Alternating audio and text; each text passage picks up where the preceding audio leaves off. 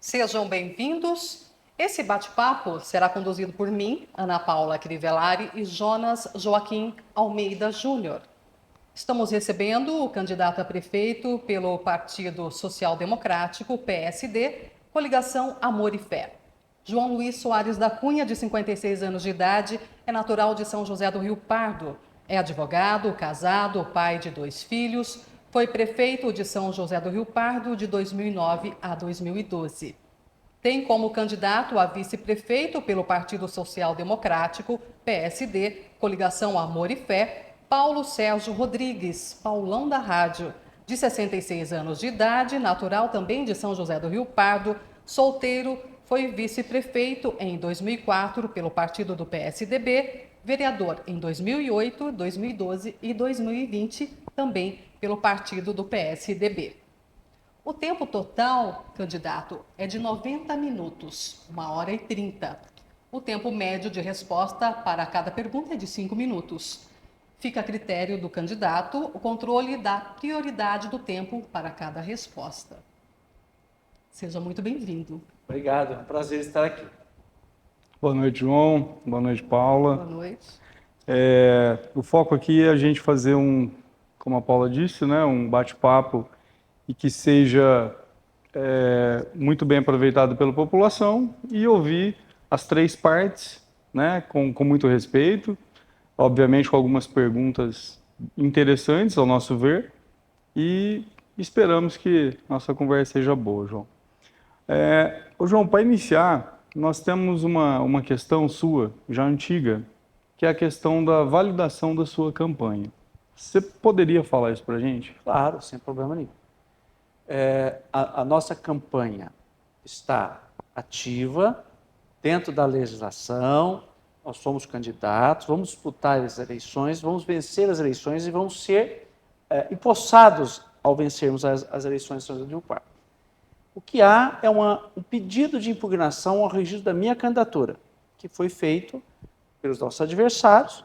Esse registro foi, a discussão foi contra nós aqui em São José, houve recurso para São Paulo, que também julgou contra nós, o que já era totalmente esperado, até porque a decisão final é de Brasília mesmo, e em geral acaba passando meio batido isso nas instâncias inferiores, e já está esse recurso no TSE, que é Brasília, para ser deliberado, discutido e votado pelos ministros do Tribunal Superior Eleitoral. E nós temos muita tranquilidade que nós vamos ter essa decisão favorável a nós, sem nenhuma dificuldade, porque nós temos razão. Inclusive, no Tribunal Regional Eleitoral, o próprio desembargador que julgou a questão disse claramente o seguinte: a sua tese é nova, é boa, você tem razão, mas eu não vou enfrentar essa discussão. Porque a nossa discussão diz respeito a uma situação muito simples, que é a seguinte: eu não teria que estar sendo processado. Primeiro, porque eu sou inocente, mas não é isso. Eu teria direito de fazer um procedimento que chama acordo de não persecução penal, porque eu só tenho um processo criminal, e esse processo, que também não tem, é um processo que não tem nenhuma gravidade, não tem apropriação indébita, não tem nada errado, é apenas uma questão técnica que também não diz respeito a mim, mas enfim. E eu tenho direito a isso, e esse direito não está sendo exercitado por mim. Não está sendo deferido para eu exercitar, na verdade. Esse é o termo mais correto. E o Supremo Tribunal Federal, essa semana que nós estamos, julgou essa questão definitivamente. E diz assim: não sou eu, mas todo mundo que está nessa mesma situação tem direito. Então não tem razão para eu estar sendo impugnado. Ora, eu gostaria de deixar claro uma outra coisa. O meu adversário, que fica falando isso para tumultuar o processo eleitoral, porque ele não tem argumento, as propostas não são muito boas, e também ele tem uma dificuldade muito grande de se relacionar com o eleitor agora, porque ele mentiu. E quando você mente, quando você vai procurar o voto de novo, as pessoas reclamam, né, ou não querem votar. E isso dificulta a situação eleitoral dele. Então, qual a alternativa que ele tem? Tumultuar. Mas eu quero deixar uma coisa clara: o meu adversário tem 3 representações contra ele. 3. E essas representações poderão causar a inelegibilidade dele por 8 anos, ele poderá não ter computado os votos dele, e se eventualmente for eleito, ele não assume a prefeitura. E uma das representações é uma coisa absurda. Ele fez uma divulgação, colocou um outdoor, que é uma placa enorme, dizendo que ia construir 515 casas no período eleitoral, com propaganda da prefeitura, fez um vídeo pela internet dizendo que ele ia fazer isso para distribuir casa. Pior que isso, colocou o gabinete da prefeitura para ligar para as pessoas, mandar WhatsApp para as pessoas, para dizer para as pessoas que ia fazer um cadastro sobre casas populares. E tudo isso, num período eleitoral, isso é crime eleitoral. Isso já foi denunciado e eu, por causa de um bonequinho, fiquei inelegível por 8 anos, fiquei afastado, não consegui assumir, embora tivesse sido eleito. Então, o que eu quero dizer para você é o seguinte, nós estamos com um problema muito sério. Qual o problema sério que nós temos? No momento aqui. O atual prefeito fica tumultuando o processo eleitoral. Nós não queremos tumultuar o processo eleitoral, nós não estamos falando que ele tem 3 e processos graves. Nós queremos apresentar projetos e propostas. Então, para deixar claro, eu sou elegível, nós estamos lá, inclusive, se você acessar o Tribunal Superior Eleitoral, está lá que eu estou recorrendo, que é exatamente o que está acontecendo, não é segredo para ninguém, não é? Isso é público. E nós estamos muito tranquilos, muito confiantes que nós vamos ter a decisão favorável a nós, sem nenhum problema. O nosso adversário, o processo dele está mais atrasado, porque o processo dele não foi de registro da candidatura, foi referente à campanha mesmo, e esse processo deve também demorar um pouco mais. Será objeto de apreciação aqui em São Paulo e em Brasília. João, quando você falou que existem outros candidatos com a mesma situação que você, e foi julgado ou foi votado como positivo, isso entra numa jurisprudência como ok ou não? Não tem nada a ver? Não, isso tudo entra. A jurisprudência é uma das questões que são levantadas pela Justiça para dar uma decisão. Então, eu tenho razão no que eu estou dizendo. E a lei me garante isso, a Constituição me garante isso. Então, se houver uma decisão diferente disso, será inconstitucional, será uma arbitrariedade, será um absurdo total. É possível acontecer isso? Não é impossível. É provável acontecer isso? Totalmente improvável, nós não acreditamos nisso. Por isso nós estamos muito tranquilos. O tumulto todo é decorrente do quê? Do desespero eleitoral. Ele sabe que está perdendo e tem medo de deixar a prefeitura, porque tem coisas graves a serem apuradas lá, e nós estamos muito tranquilos quanto à nossa elegibilidade, quanto à nossa eleição e quanto à nossa, nós vamos, e sendo eleito, assumir. E quando nós trouxemos o Paulão da rádio, o vice, nós incrementamos muito fortemente a nossa campanha. Nós já tínhamos uma boa popularidade, temos uma referência muito positiva do período que nós fomos prefeitos, as pessoas avaliam muito bem o período que nós fomos prefeitos. Então, fizemos uma verdadeira revolução quando nós fomos prefeitos. Mas, aí quando nós temos o Paulão da rádio, que é uma pessoa super querida por todos, uma pessoa muito amável, e ele foi escolhido vice-prefeito porque ele é uma pessoa humana, é uma pessoa responsável, é uma pessoa que gosta de ter pessoas, então tem um pensamento semelhante. Aí nós deixamos o nosso adversário, que já estava em situação desfavorável eleitoralmente, mais desfavorável ainda. E aí na sua gestão, 2009-2012, você teve uma perseguição de um grupo político forte. Sim. Da qual o Paulão fazia parte. Faz parte. Faz, né? Fazia. E quando vocês juntaram nessa parceria, o que foi colocado de lado, o que foi, agora a gente tem que juntar, a motivação principal disso, João? Uma das coisas que me motivou... Desculpa, só te cortando, porque a gente vive num âmbito de uma política federal onde muito polarizada, e onde a gente tem um exemplo muito claro, onde as pessoas entraram em parafuso quando você viu Lula e Alckmin junto, né? Sim, não comparando vocês com isso, mas foi algo também assustador, né? Diferente, né? Diferente. Jonas, sendo muito, muito objetivo com você, nós temos uma cidade que precisa de soluções urgentes e soluções complicadas. Nós temos um déficit que o nosso prefeito está deixando de 3 anos, de mais de 300 milhões de reais, que é praticamente um orçamento do município.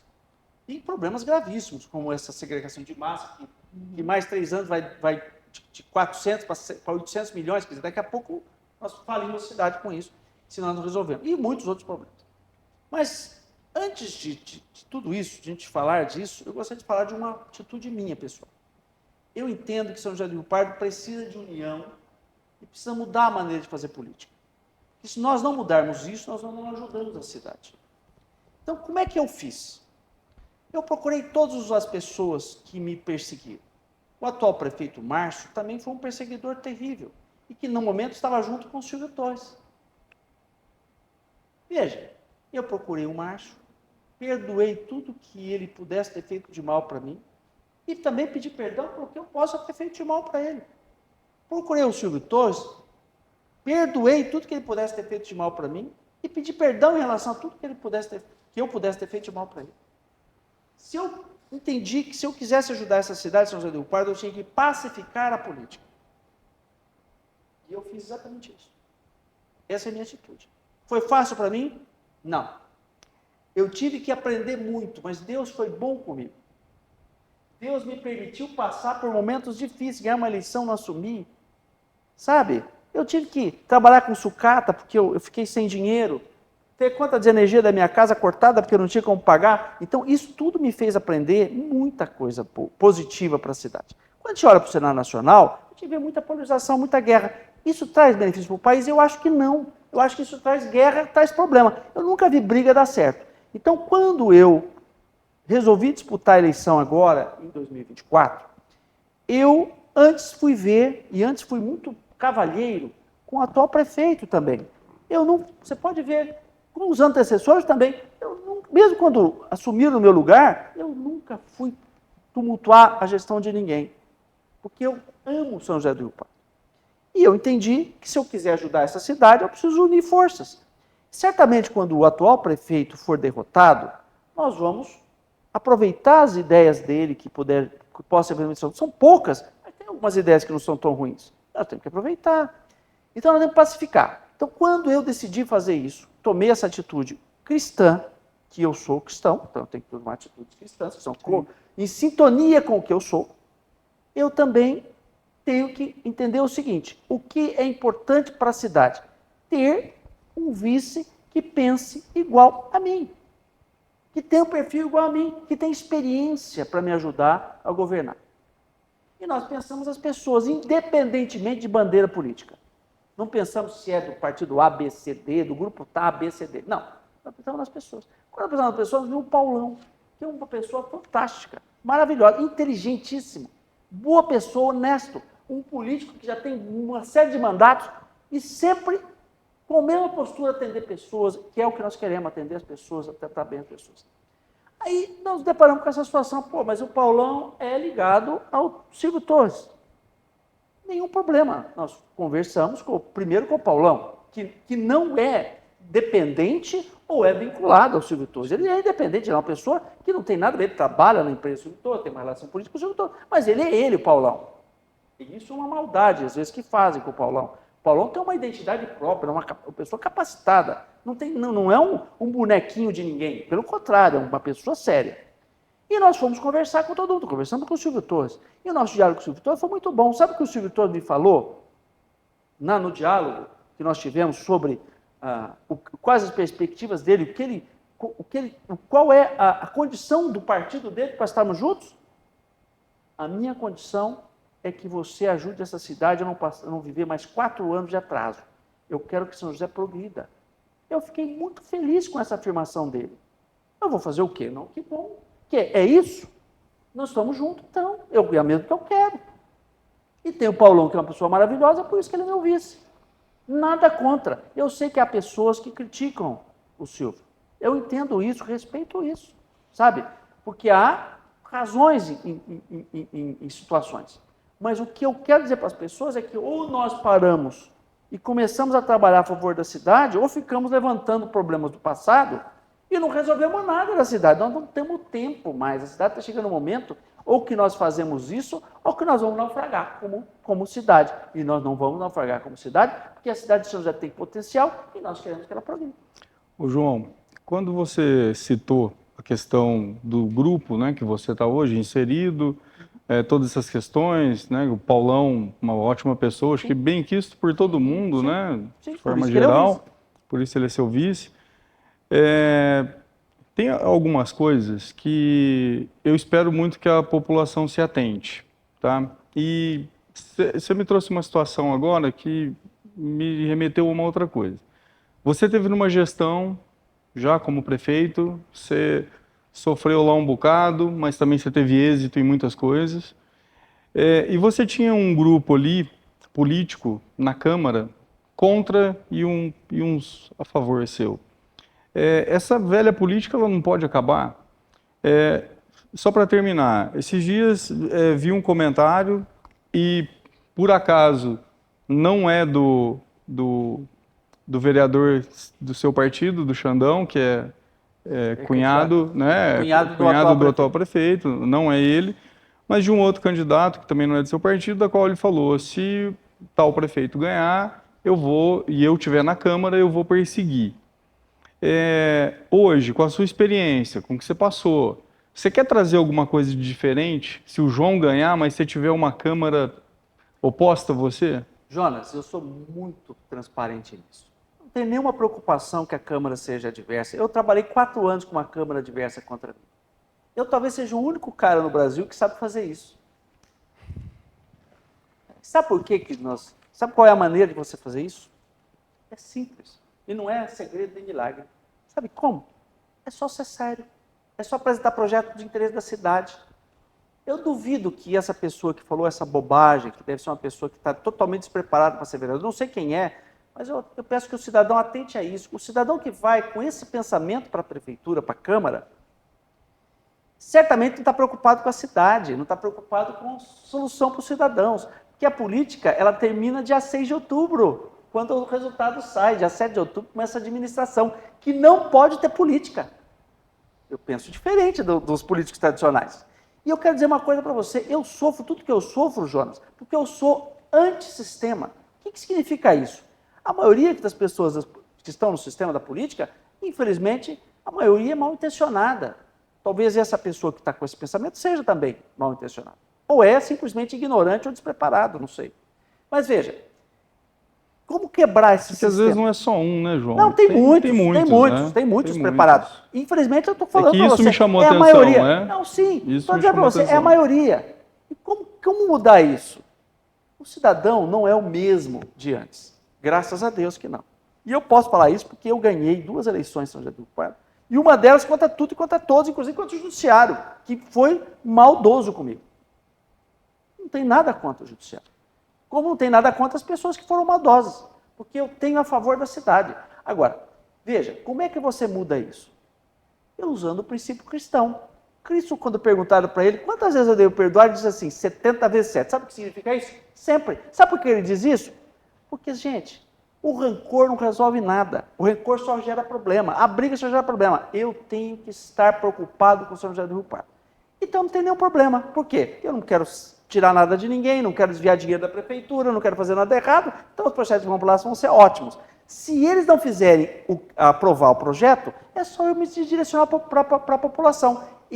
Vocês não sei se vocês notaram, a coligação chama Amor e Fé. Tá? E nós temos um objetivo que é governar com o povo.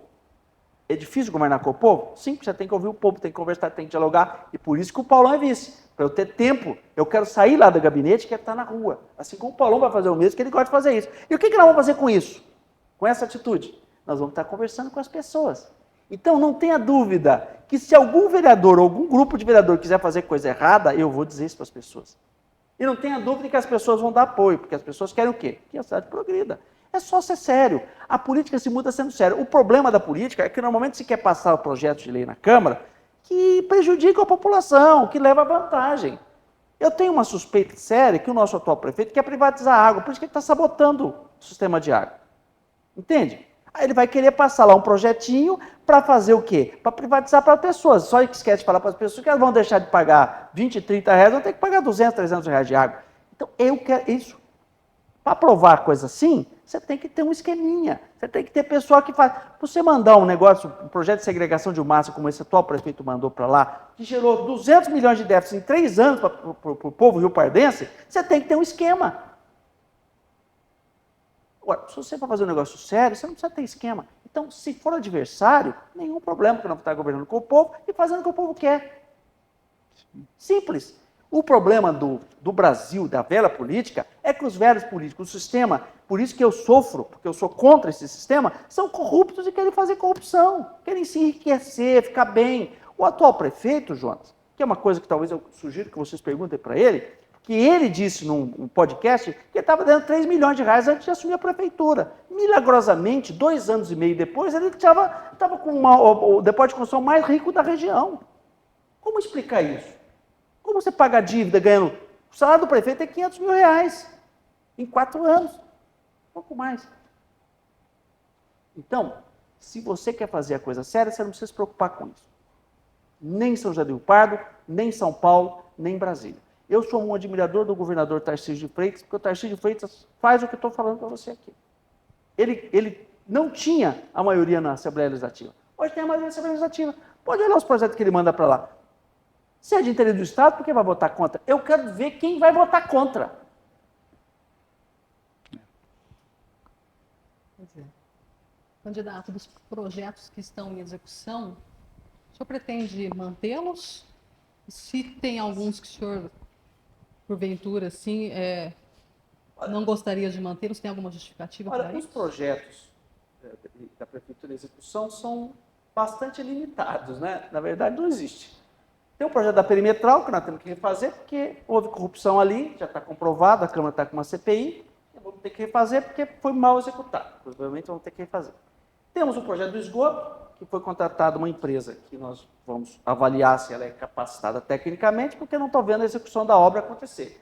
E a execução da obra não acontece quando o serviço não está sendo executado a contento, porque quem fiscaliza esse serviço é a Caixa Econômica Federal, que é muito rigorosa. Nós vamos terminar a obra do esgoto, que, aliás, fui eu que consegui, com a graça de Deus, né? Deus nos abençoou com isso, conseguimos, e uma obra de 3 anos, no máximo 4, está 14 em execução. E só não termina porque as pessoas que estão lá não estão fazendo o que deve ser feito. Então, é um problema que tem que ser resolvido e urgentemente. Nós vamos concluir a obra do esgoto, que é uma coisa que é urgente e necessária, e é uma obra minha. Nós temos, fora isso, mais nada. Não existe outras obras planejadas ou projetadas para São José do Rio Pardo. Casa popular, não existe projeto nenhum.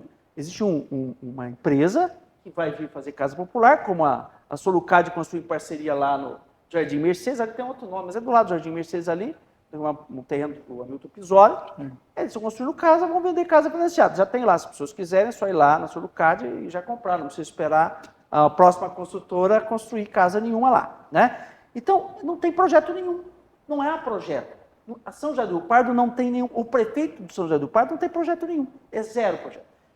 Nós temos projeto. O senhor falou de casas populares. O senhor tem projeto para casas populares? Sim, e já inclusive em execução. Nós já falamos com o governador Tarcísio de Freitas por mais de uma vez, já negociamos com a Secretaria de Habitação do Estado de São Paulo, o CDHU, e queremos construir 550 casas. E nós já vimos até o local onde elas podem ser construídas, que é um possível terreno que pode ser comprado, nós estamos avaliando, claro que isso tem que ser feito todo o processo legal e tudo mais, que é a região do Xavier, que é ali logo abaixo do condomínio Rio Pardo, lá do São Bento, que é um local que dá para a gente construir as casas populares, é um bom lugar que hoje está inviável para ele, inclusive, porque a prefeitura causou uma vossoroca gigante lá, com galeria de água pluvial que estão abandonados, então nós temos que resolver isso, já aproveita e economiza dinheiro, tá? Nós vamos construir não só essas, tá? Nós vamos zerar o déficit habitacional de São José do Rio Pardo. Como é que nós vamos fazer isso? Pegando as pessoas que estão inscritas lá, que é em torno de 3 mil pessoas que pedem casa popular, estão inscritas. Vamos mandar assistentes sociais, como nós já fizemos com o prefeito, visitar todas as 3 mil pessoas, que tem que ser uma coisa imparcial, para não haver influência política e nenhum outro tipo. Vão lá, visitam e verificam quem precisa e quem não precisa de casa. É uma coisa muito simples de fazer. E verificando isso, vamos entregar casa para quem precisa. Se nós tivermos 550 casas, se tiver 1.000 pessoas, que é mais ou menos o número que vai ter aí de pessoas, 1.000, 1.200 pessoas no máximo, que precisam de casa, nós vamos entregar para essas pessoas, vai sobrar só 500, 600 pessoas. E nós vamos ter o Minha Casa Minha Vida fase 1 também, que nós vamos buscar em Brasília, que só pode ser feito depois das eleições. Então nós vamos construir casa o suficiente para zerar. Quem está falando isso não prometeu nenhuma casa e construiu 754 anos. Ninguém, São José do Rio Pardo, teve gente que construiu mais, mas em vários mandatos. Em um mandato só, ninguém construiu o tanto de casa que eu construí e com qualidade. E ali não foi só construir casa. Nos casas que tinham, colocamos aquecimento solar para economizar energia, construímos calçada quando não tinha, construímos muro quando tinha. Fizemos uma cidade legal que nós regularizamos 1.800 imóveis populares de São José do Pardo que não tinha escritura, não tinha nada, nem os bairros não tinham regularização fundiária. Nós fizemos tudo isso. Ô, João, voltando na questão da Paula, principalmente quando ela fala, né, projetos ou algumas pastas hoje que está em pauta e que talvez serão descontinuados. Acho que a grande preocupação nossa aqui são situações que... Por exemplo, qual você tem preocupação? Pode ser qualquer obra, pode ser qualquer obra. Eu vou te dar um exemplo de uma situação que eu vi acontecendo. Eu estou pedindo para você falar porque eu sei que não tem. Eu sou funcionário do Centro Paula Souza, sim. Então por um tempo ali nós vimos aquele prédio do lado ali onde seria a FEUC sendo construída. Sim. Houve uma mudança de gestão na época e o prédio estacionou. Então, assim, vem aquela situação, um faz, o outro não continua por questões que, não sou eu que fiz, questões políticas, né? É mais nessa questão da justificativa que a Paula falou, tem alguma coisa que realmente não vai continuar? Não, todos os bons projetos têm que ser continuados. Sim. Eu, por exemplo, quero dizer para você citou onde era a Secretaria de Assistência Social ali no aeroporto, né? Do lado da ETEC. Do lado da ETEC. Isso. Aquela secretaria que eu construí fui eu. Na Avenida... não foi só aquela secretaria ali que construí. A própria ETEC, onde você trabalha, fui eu construir, né, no meu mandato. Então, foi uma luta terrível, inclusive. Inclusive, nós temos que voltar ela mais para a tecnologia, que nós vamos falar lá com a Paula Souza, para mudar esse rumo, que, na minha opinião, nós temos que dar uma vertente para esse rumo, porque um dos nossos objetivos é desenvolver o maior polo de tecnologia do Sudeste em São José do Rio Pardo. Mas talvez isso seja pauta. A gente vai falar disso. Mas voltando lá ao prédio. No prédio, o Márcio Calegari Zanetti, o atual prefeito, abandonou o prédio, alugou 3 Desculpa, espaços, qual deles? O atual prefeito. Não, qual dos prédios? Da Assistência Social. Nós estamos falando, aquele lá do lado da ETEC. Ele abandonou o prédio, disse que ia reformar o prédio. Tirou todas as janelas de um prédio que estava funcionando, era uma pintura, uma pequena manutenção, uma coisa ou outra. Bom, ele abandonou o prédio, alugou 3 prédios que 2 meses de aluguel reformava tudo, deixou o prédio perfeito. Deixou abandonado vários meses, sem janela, sem nada. Foram lá, vandalizaram o prédio, destruíram as portas, destruíram os encanamentos, roubaram as torneiras, furtaram, né? Eu tenho certo, furtaram os fios, acabaram com o prédio. Depois de um tempo agora, porque nós estamos denunciando sistematicamente perto da eleição, ele vai lá... Ô João, só um adendo, desculpa te cortar. Você está falando de qual prédio? Eu comentei do prédio que está atrás da ETEC. Não, aquele... esse aí, tá. Esse é outra gestão. Isso, esse é o prédio da frente da ETEC. Tá. É o prédio da frente da ETEC. Por isso que eu perguntei a rua. Que era da inclusão social. É a avenida. É a avenida de entrada. Isso. Tá? Então, esse prédio que eu estou falando. Entendi. E depois ele foi lá, você está falando de projetos continuados, ele foi lá, disse que ia fazer uma coisa lá, foi lá, colocou alguns tijolos e acabou o prédio. Acabou a obra, não tem obra. Tem um PSF sendo construído, um prédio novo do PSF do Caçus, sendo construído lá no Carlos Caçus. O prédio faz 2 anos que está parado. Tentou iniciar a obra lá do antigo PPA do Vale, que não devia ter sido deixado destruir, também foi destruído esse. Também não tem obra. Ele só começa, para dar a impressão que ele vai fazer alguma coisa, colocou aqueles canos em cima da ponte nova ali, que nós achamos que vai derrubar a ponte se não fizer uma avaliação séria ali de estrutura antes de colocar aquilo, porque era para ser embaixo, não para ser em cima. Bom, colocou ali só para dizer que está fazendo obra, para as pessoas acharem que vai acabar a obra do esgoto já. Tem mais 1 ano e meio de obra. É tudo coisa eleitoreira, infelizmente. Mas voltando àquele prédio do fundo da ETEC, aquele prédio da FEUC, Faculdade de Euclides da Cunha. Quem construiu também fui eu, no meu período. E para quem foi construído aquele prédio? Para que a FEUC tenha um campus. Por que a FEUC tem que ter um campus? Hoje funciona a Secretaria da Educação lá, indevidamente. A Secretaria tem que ter um outro espaço, um outro lugar que nós vamos adequar para poder receber a Secretaria da Educação. Aquele espaço é da FEUC. A FEUC hoje é uma instituição que gasta 2,5 milhões de reais por ano e nós atendemos muito poucos alunos, 80 alunos. Deveria ter um atendimento de no mínimo 200 a 300 alunos, que nós temos capacidade para atender com essa estrutura que nós temos. Por que nós não estamos atendendo? Porque a prefeitura, o prefeito, quem gera a educação, e a própria prefeitura é incapaz de entender isso e dar essa bolsa de estudos como nós demos. Nós demos 800 bolsas de estudos por ano para alunos que precisavam. Então, aquele prédio vai voltar a ser a FEUC. Porque lá nós queremos que o campo da FEUC seja completado, porque a FEUC vai ser transformada numa, além do que ela já tem hoje, nós vamos voltar ela para a tecnologia. Nós queremos ser um polo de tecnologia. Como é que você faz um polo de tecnologia sem mão de obra, sem conhecimento, sem formação? Nós vamos transformar o prédio, não só o prédio, a FEUC numa faculdade voltada para a tecnologia.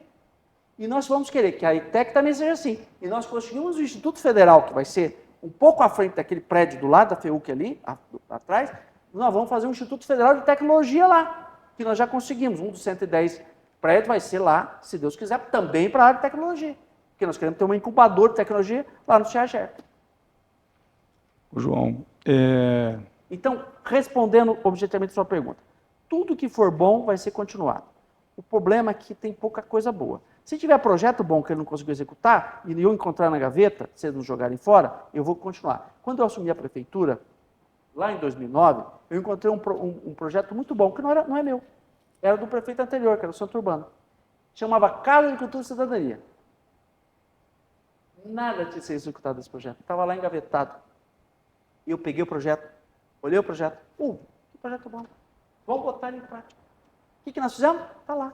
Nós construímos a Casa de Cultura e Cidadania, montamos aquela história maravilhosa. Tem 4 pessoas no Circo do Soleil que trabalham hoje, que saíram de lá. Companhia de Dança Brasil afora, dezenas de pessoas. Eu pergunto para você, por que está descontinuou? Porque você tem toda a razão. Infelizmente, há políticos e há políticos. Nós não pensamos assim. Nós pensamos que tudo que é bom tem que ser continuado. O problema é que o Márcio tem um legado na saúde péssimo, e aí vamos... Eu não queria entrar muito na crítica, Sim. se você me permitir. Sim, claro, sem problema. Como funcionário do Centro Paula Souza, há 17 anos, então participei de várias reuniões, a gente, né, com a professora Laura, com o governador para trazer o prédio, com a Laura, Valdeli. Serra, depois o Aldo, Valdeli era o diretor, Valdeli era o diretor.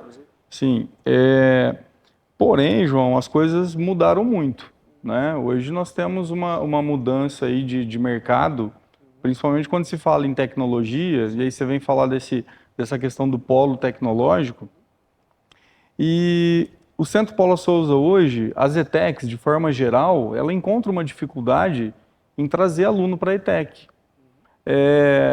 Quando eu comecei a dar aula, à noite era muito concorrido. Hoje, alguns cursos nem tanto, né? Não mais. Até hoje encontrei uma ex-aluna minha, ela falou, nossa, Jonas, quero voltar a fazer alguma coisa de tecnologia à noite. Eu falei, você tem perfil, volte. Mas primeiro foi fazer uma faculdade de administração, depois vai voltar para lá. Você trazendo, e eu vejo que isso não está só no seu plano de campanha, mas você trazendo um Instituto Federal para cá, pensando que hoje nós não temos um polo tecnológico, você já não vai conflitar com o Centro Paula Souza? Eu não estou defendendo o Centro Paula Souza, eu simplesmente estou colocando uma situação que é real. E talvez eu já não vou atender nenhuma e nem outra instituição. Não conflita, e eu vou explicar por quê. Porque assim, não existe... São 3 instituições que nós precisamos. Nós precisamos dessas instituições que elas vão atender públicos diferentes e focos diferentes de atendimento.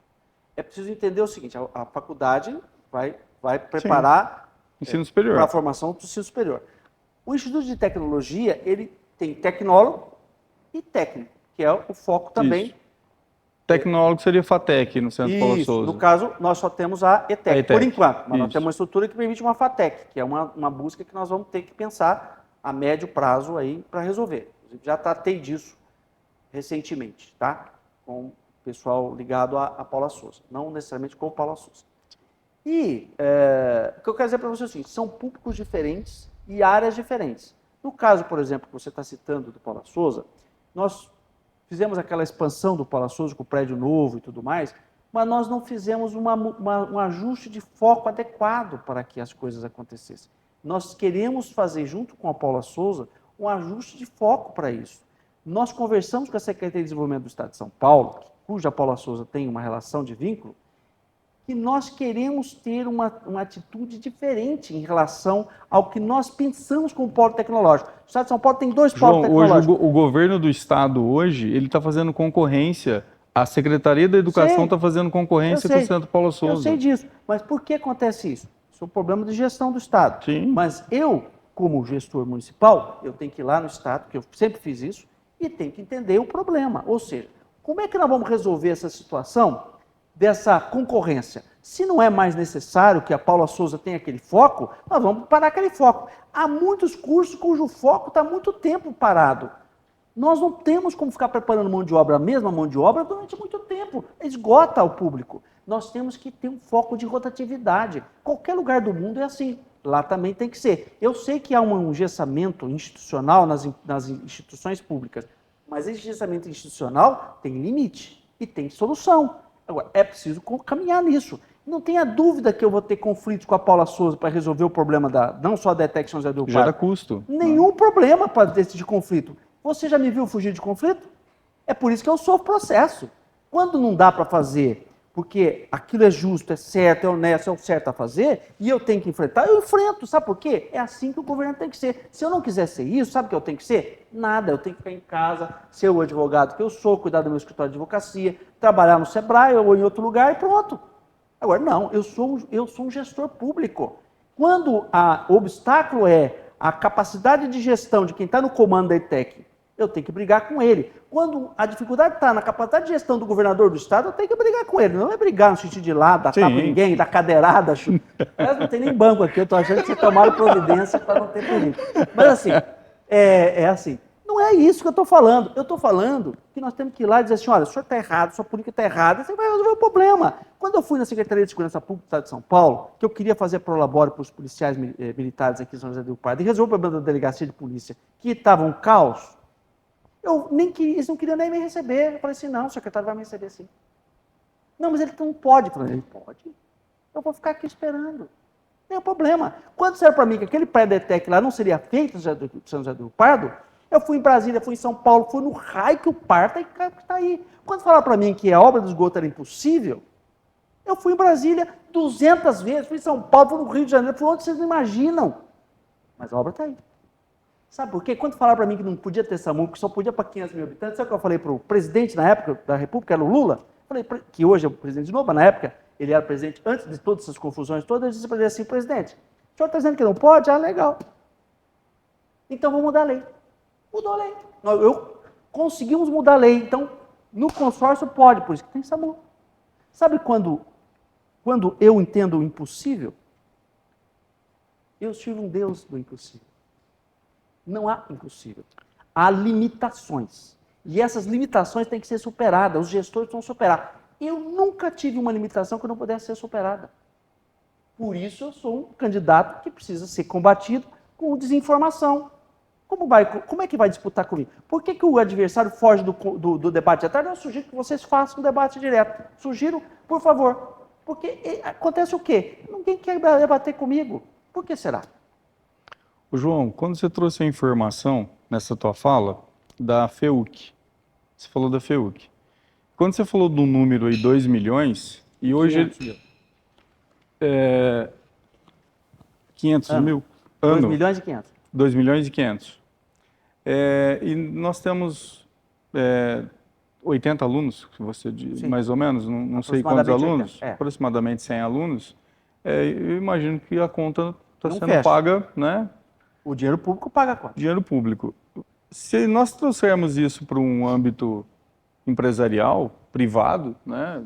Economicamente viável. Aqui, é assim, ó, isso não deixa de existir. Qual a dificuldade disso acontecer? Eu entendo a paixão, a cidade tem uma paixão pela FEUC, existe, talvez algumas pessoas vão até me jogar pedra aqui por eu estar falando isso. Não. Mas se algo está dando prejuízo, qual o motivo de eu manter Deixa eu explicar uma dessa coisa para forma? você. Tem duas gestões e duas visões de gestões diferentes. Né? Eu sou gestor público. Eu quero dizer para você o seguinte, eu entendi o que você está me perguntando e eu vou te responder objetivamente. Qual é a questão? Empresarialmente falando, como empresário que está lá produzindo dinheiro, e o negócio dele é produzir dinheiro, fazer um serviço ou um produto e produzir recursos e ganhar dinheiro com isso. Essa é a visão do empresário. A visão do agente público não pode ser limitada a isso. Porque o agente público tem que pensar no fomento, ou seja, no desenvolvimento. Por que justifica esse investimento numa instituição que está dando prejuízo hoje? Se for para continuar como está, é claro que não tem sentido. Teria que fechar a FEUC e tchau e benção. Não dá para você manter 80 alunos, procura baixa, e você gastar 2 milhões e 500 mil reais por ano nisso. Eu entendo isso. Mas o que eu estou falando para você é que nós não vamos fazer exatamente o que está sendo feito ao longo de todo esse tempo. Nós vamos fazer com que a FEUC se transforme numa faculdade que traga soluções para a cidade, economicamente falando. Esses 2 milhões e meio de reais que hoje são investidos, no médio prazo, vai deixar de ter o custo da prefeitura, que ela vai dar lucro e não prejuízo mais, no médio prazo. E mais que isso, quantas pessoas vão ser formadas para viabilizar o polo de tecnologia que nós vamos fazer em São José do Rio Pardo, que vai gerar bilhões de reais para essa cidade. Bilhões para essa cidade. Entende o que eu estou falando? O investimento que nós estamos fazendo é um investimento de médio e longo prazo na cidade. Há uma empresa de transporte aéreo, que é a Azul, eu vou citar o nome aqui, ela teve prejuízo durante muitos anos. O plano de negócio previa prejuízo de muitos anos, até que ela ganhasse escala para passar a dar lucro e depois repor o prejuízo. É para você entender. No poder público, nós temos que pensar a médio e longo prazo. Tem que planejar a cidade, isso é infraestrutura. Uma cidade que tem uma faculdade, que não pode, se nós fecharmos ela, não pode criar outra nos mesmos moldes, que ela desapareceu esse molde, que é uma faculdade que você pode cobrar mensalidade, que se ela é pública não pode cobrar mensalidade. Que a nossa, que é uma faculdade incomum, nós queremos transformar numa universidade que seja voltada para a tecnologia, que é uma área que tem muita procura e que vai dar muitos ganhos econômicos para a cidade. Seria uma perda muito Mas grande não é só o para a ganho cidade. econômico. Não será o ganho econômico só, que a própria faculdade vai ser superavitária, vai dar muito dinheiro, mas não é só isso. O mais importante para nós é o resultado humano. Ele já formou milhares de professores, vai continuar formando, porque uma das áreas que nós não vamos descontinuar é a formação de professores, que nós precisamos. O país não tem formação de professor, daqui a pouco não tem mais professor. Então, nós temos que formar professor, então o ganho para nós é importante na educação, mas é mais importante ainda na economia. Então, esses poucos milhões que nós estamos gastando, vão se transformar em bilhões. O que não pode é acontecer o que está acontecendo. O atual prefeito, nem para transformar em bolsa de estudos e botar 300 alunos lá dentro, não faz. Quer dizer, está gastando dinheiro, não fez nada, não resolveu o problema, não transformou, não mudou o foco da faculdade. Aí não dá para ficar. E aí é desperdício de dinheiro. O que nós estamos falando é que ela não vai ficar como está. Ela vai se transformar numa grande faculdade e numa universidade daqui a pouco, que vai ser a maior universidade de tecnologia do Sudeste. Você pode escrever o que eu estou falando. Quando você fala em polo tecnológico, você pode falar mais sobre isso? O que isso incide? Posso falar. Porque hoje, como professor de ETEC, eu tenho testemunho cada momento que eu saio para a rua. Sim. Ô, Jonas, né? Hoje estou na área, consegui tudo graças ao Paula Souza, graças à ETEC. O que eu vi na faculdade é o que vocês falavam em sala de aula. Então, assim, o curso técnico, na área de tecnologia, ele anda muito próximo do curso superior, né? De um tecnólogo, muito próximo. Sim.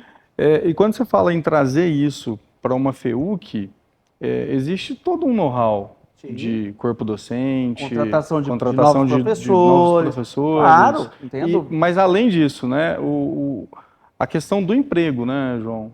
Você está falando de um polo tecnológico, eu já estou imaginando coisa grande. Aqui em Campinas é um polo tecnológico, Sorocaba. Tem Sorocaba, Campinas e São José dos Campos. São José dos Campos. São 3. Assim, mas eu visitei os 3 já. São José dos Campos é muito voltado para a área de aviação, praticamente aviação. Sorocaba é muito voltado para metal mecânica, né, por causa das indústrias automobilísticas. Campinas, programação. E Campinas, programação. Tá? Então, são focos, e isso eu já discuti com o secretário de Desenvolvimento do Estado de São Paulo sobre isso. São focos muito específicos, muito fechados. Como eu tive a oportunidade do trabalho que eu executava até bem pouco tempo, até afastar para ser candidato a prefeito, eu, que por sinal era um emprego remunerado, que eu pedi demissão para ser candidato a prefeito, eu pude conhecer tudo que diz respeito à tecnologia do Estado de São Paulo e do Brasil. Então, o que acontece? Eu visitei o melhor polo de tecnologia que está em Curitiba. É um polo muito bem, o mais bem sucedido do Brasil. E muito bom no foco que a gente imagina, que é um foco mais aberto. Então, o que significa isso? Nós temos que começar com uma incubadora de empresas de tecnologia, que será construída não, já está construída, só era adaptada e implantada lá no prédio onde era para ser a CEAGEP, ali do lado da Cochupé. Ali já cabe 60 empresas incubadas. Nós temos que fazer parcerias com instituições públicas e privadas. Uma delas é a Embrapi. A Embrapi financia de 10 mil a 3 milhões de reais, a fundo perdido, com a tutoria das ETECs, das FATECs, dos Institutos Federais de Tecnologia e de Faculdade de Tecnologia, empresas, empreendimentos relacionados a essa questão de tecnologia, cujo projeto está borbulhando por aí. Então, o que nós precisamos? Nós precisamos ser um polo de atração, que tem investimento. Tem a parte de gestão, que o Sebrae é especialista, tem muita coisa que o Senai pode ajudar, tem coisa que o Senac pode ajudar, tem coisa que o Senar pode ajudar, porque nós estamos aqui numa região agrícola. O Brasil é um dos mais importantes países na tecnologia do agro, é indiscutível isso. Então, nós temos que fazer o quê? Quando nós pensamos em tecnologia, nós precisamos de várias coisas. Nós pensamos em programação, sim. Nós pensamos em softwares, sim. E precisamos de hardware, sim. Nós pensamos em produção de tecnologia na área agrícola, nós precisamos em foguetes, nós precisamos em drones, nós estamos pensando em produção, em fabricação. Nós temos várias fábricas aqui que já é da área de tecnologia. Hoje eu falei com um empresário da cidade que é da área de tecnologia. A empresa dele, ele precisa de tecnologia. É virtualmente tecnologia. E é do agro. E é do agro. É do Mas não é agro. só do agro. Nós temos uma outra empresa aqui que fabrica uma pecinha que vai nos transformadores, que é o único do mundo que fabrica. É uma invenção. Entende? Que é a área de tecnologia. Então, nós temos muita gente já na área de tecnologia aqui. Então, o que nós queremos? Nós queremos trazer essa incubadora, trazer startups, trazer novas empresas de tecnologia e essa mão de obra que nós temos que produzir, porque não tem, você sabe que falta mão de obra na área de tecnologia. Então, nós temos que produzir, por isso nós estamos falando da FEUC, nós estamos falando da ETEC Paula Souza, nós estamos falando do Instituto Federal de Tecnologia. Então, nós estamos falando de polos diferentes para tratar de coisas diferentes para que nós possamos produzir toda o máximo possível de mão de obra que nós precisamos para que esse polo desenvolva. Nós já temos até um local planejado para que tenhamos um distrito industrial de tecnologia. A gente chama de distrito industrial para ficar mais fácil, né? Porque, na verdade, não tem só indústria, né? Tem produção de vários modelos. Tem quem produz programas de computador, é uma indústria também, está produzindo um produto. Mas não vai lá fabricar nada, Sim. né? É um produto virtual. Mas veja, é um produto e de alto valor agregado. Nós estamos numa região que nós temos que focar nisso, porque nós não somos privilegiados em determinadas situações. Para isso, nós temos que também desenvolver o quê? Qualidade de vida, paralelamente a esse processo. Não sei se você entendeu o que eu estou falando de polo de tecnologia. Sim. E aí, automaticamente, nós já temos empresas que já têm aqui, que vão se desenvolver, e outras que virão. Por exemplo, nós queremos transformar aquele aeroclube numa área que permitam vir novas empresas na área de manutenção de aviões. Vamos precisar fazer algumas adaptações lá antes, mas nós podemos fazer isso. São João já faz isso há algum tempo. É caro para as empresas fazer manutenção de avião em hangares que estão em grandes aeroportos, porque custa caro uma pouso, uma decolagem. Tem um pouso que custa 6 mil reais, um determinado aeroporto custa 12 mil reais, um pouso, uma decolagem mais 12 mil. Então, é muito mais interessante para essas pessoas que não precisa estar num centro, precisa fazer manutenção de avião, nada impede que ele venha, pousa o avião aqui, conserta e vai embora. Não mudou nada para ele, porque o avião vai em qualquer lugar. Então, nós estamos falando de tecnologia em várias áreas, em vários focos. O início do processo está na formação, e start desse processo está na formação e está na incubadora, que inicia o processo de curto, médio e longo prazo. Isso chama-se infraestrutura. E nós temos que trabalhar a infraestrutura de qualidade de vida aqui, que envolve, porque nós já vamos fazer estrutura de turismo, porque as pessoas que estão trabalhando com tecnologia, em geral, são mais jovens e têm uma preocupação muito focada na qualidade de vida. A nossa cidade sempre foi uma cidade boa de qualidade de vida, mas nos últimos tempos tem caído muito, porque a saúde tem piorado, o pavimento não ajuda a resolver, vazamentos, a água não está em abundância, não falta água. Nós temos rio aqui, não tem sentido faltar, mas falta água por falta de investimento em infraestrutura. Nós temos um problema assim, não conseguimos tratar o esgoto ainda, que nós vamos finalizar, enfim. Ô, João, Há muito o que fazer. em relação, nós falamos de educação, né? Nós trouxemos um pouco da questão da empregabilidade aí, junto com esse polo, trazer muita inovação. E quando a gente fala inovação tecnológica, não é só na área de desenvolvimento de informática, né? Em várias áreas, né? Às vezes Entra agro, entra indústria, entra entra tudo, comércio, né? entra tanta Programação. E hoje, em relação ao outro lado da educação, os menores, as creches, como que você pensa em atender o que está hoje, como que está essa relação no seu programa de Nós temos que trabalho? construir 3 creches. Urgente. Só cortando, chegou uma questão para nós essa semana de uma mãe muito preocupada com a questão das férias das creches. Por quê? Tem os horários, que é das 7 às 16 horas, mas o horário do comércio, nós sabemos que não é das 7 às 16 horas. Até 18. Chega às 16 horas, ela fica aflita. E a bebê dela, como é que ela faz? O senhor tem uma proposta para acalmar essa mãe? Porque essa mãe não é para acalmar a mãe, é para resolver o problema. Para acalmar a mãe. Para resolver o problema. É para acalmar a mãe. Eu vou dizer para vocês o seguinte. Bom, primeiro vou dizer, nós temos que construir 3 creches. Tá? 2 creches em bairros e uma creche no centro. Inclusive para substituir aquele absurdo que foi feito lá no aeroporto, na verdade chama bairro Bela Vista lá, né? Do lado do aeroporto. Que é uma concessionária de automóvel que foi adaptada, não tem ventilação adequada, não tem iluminação adequada, não tem segurança adequada, não tem nada. Adaptaram, fizeram umas adaptações e colocaram as crianças lá dentro como se fosse uma creche nova. Não é. É um absurdo. Funcionários deixaram de trabalhar lá, foram embora, se recusaram porque viram que ia causar desgraça e aí podia eles serem responsabilizados por essas desgraças. É um perigo aquilo lá. Gasta R$1 milhão num lugar inadequado, um depósito de criança. Uma coisa horrorosa. Não concordo com isso. Nós temos que construir um prédio da prefeitura adequado para a creche.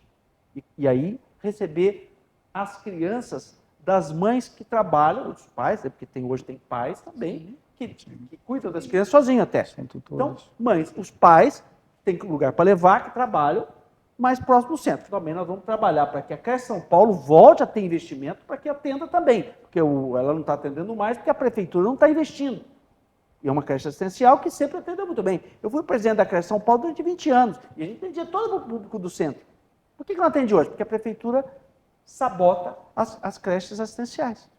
Até a creche da vice-prefeita Algemira foi sabotada, lá que é na Vila Formosa. Aí eles compraram uma casa por R$600 mil, que é totalmente inadequada. 600 mil dá para fazer uma creche. Tem uma escada lá que deve ter uns 10 metros assim, sem segurança. Um negócio perigoso. Criança estudando na cozinha. Então, enfim. Nós temos que construir 3 creches, 2 em bairros e uma no centro, e atender adequadamente. O problema dos horários, assim, nós temos que ter aquela situação onde há mães que trabalham e há mães que não trabalham. Eu entendo que as mães que trabalham têm que ter o horário estendido até às 18 horas, para que ela possa trabalhar com tranquilidade e ter sua criança lá segura. E não é só nesse período, porque nós temos que resolver um outro problema muito sério, que são as agentes de desenvolvimento infantil, as ADIs, que tem um problema muito sério de horário. Nós temos que resolver isso na reforma do Estatuto do Servidor Público, e nós temos que ter 2 turnos, para que as crianças sejam bem atendidas. Quando eu fui prefeito, nós treinamos todas as pessoas, nós demos curso de pedagogia para todos os que não tinham curso de pedagogia. Para quê? Para que as crianças fossem bem atendidas. Então, hoje estão. Então, nós temos que melhorar a questão salarial deles e temos que atender eles. Eles vão ter 6 horas. Então, vão ter 2 turnos de 6 horas. Então, vai dar para atender as crianças durante o período normal. E nas férias escolares, nós temos também que ter plantões, que aí é aquela situação onde as mães não puderem ficar com os filhos nas férias, que é o ideal que eles tirem férias semelhantes à data que a criança está de férias, para conviver, que é importante essa convivência familiar. Se não pode, nós vamos também ter plantão nas férias, que também é outra coisa que não acontece hoje. Essa questão dos plantões nas férias é assim, ó. Tem uma creche em tal bairro, aí entrou em recesso, em férias, a criança que é atendida no bairro A, ela tem que se deslocar para o bairro B. Isso para a mãe é um negócio bastante complicado, sabe, João? Porque, vamos supor, se ela mora no Vale Redentor, a creche que vai atender a filha dela é lá na Vila Formosa. Como é que ela vai deslocar com a criança? Isso tudo é um absurdo que está sendo gerado por essa administração maluca que está aí no poder, mas isso não pode continuar. A criança tem que estar perto da casa. A lei diz isso. O direito dela diz isso. Por que acontece isso? Porque não tem creche. Nós temos fila de creche de mais de 500 pessoas. Nós temos fila de quase 500 pessoas precisando de uma avaliação psicológica ou fonoaudiológica para que a criança seja diagnosticada qual o grau de autismo ou de qualquer limitação que ela tenha, para que ela possa ser trabalhada na escola adequadamente. Essas crianças estão sendo condenadas todo mês, cada mês que passa sendo condenadas. Criaram um tal de NAN, que é uma recriação de uma coisa que eu fiz, depois de continuaram lá, que eu também fiz e era pequeno demais. Aquilo tem que ser grande. Gastam uma fortuna lá, com tudo gente terceirizada e não atende ninguém, não resolve o problema, porque não são pessoas capacitadas. Aquilo tem que ser funcionário de carreira. Você é um funcionário que trabalha, funcionário de carreira, que faz processo seletivo e tal. Aquilo é um negócio sério. Então você tem que contratar os melhores profissionais. Não pode ser por política. Hoje coloca lá porque são pessoas partidárias. É um absurdo. É um absurdo. Ô, João, você tocou no assunto, questão do autismo, né? Sim. Hoje, cada vez mais, eu já trabalhei em escolas fundamental 1 e 2, cada vez mais crianças com laudos, né? Sim. Pais preocupados, muitas vezes com desempenho. Dentro da legislação, hoje a prefeitura, não sei se ela se encontra completamente apta a atender esse aluno, mas como que você faria, por exemplo, com déficit de professor para isso? Porque você tem que ter um tutor dentro de sala de aula junto para aquele aluno. Quando eu fui prefeito, eu criei um quadro de professores e eu criei as professoras auxiliares, PAs. Nós só temos que fazer concurso e contratar PAs. É só fazer isso. O problema é que não se contrata professor nem funcionário público adequadamente há muito tempo. Porque a opção do atual prefeito é terceirizar tudo. Eu sou contra isso. Eu acho que em algumas situações pontuais a terceirização pode ser positiva. Mas, em geral, ela não é positiva. Ela é negativa quando se trata de gestão pública. No caso de educação, muito mais. É preciso contratar pessoas por concurso que não tenham interferência política e que elas sejam as mais capacitadas para isso. E mais que isso, você tem que dar capacitação permanente. Quando eu fui prefeito, todos os professores tiveram a oportunidade de fazer curso de pós-graduação de psicopedagogia. Era parceria com a Unicamp, não é a TUC e a Unicamp. Quem não tinha pedagogia, que as EDIs, fizeram curso de pedagogia. E os diretores fizeram mestrado, em parceria com a UFSCar, de gestão escolar. É assim que você vai dar um atendimento bom para as pessoas.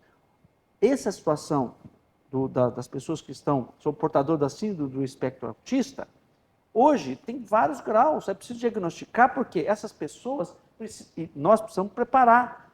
Você não deve se lembrar, mas quando eu fui prefeito, tínhamos um convênio com uma organização não governamental chamada Maria Cecília Souto Vidigal, 0 a 5 anos.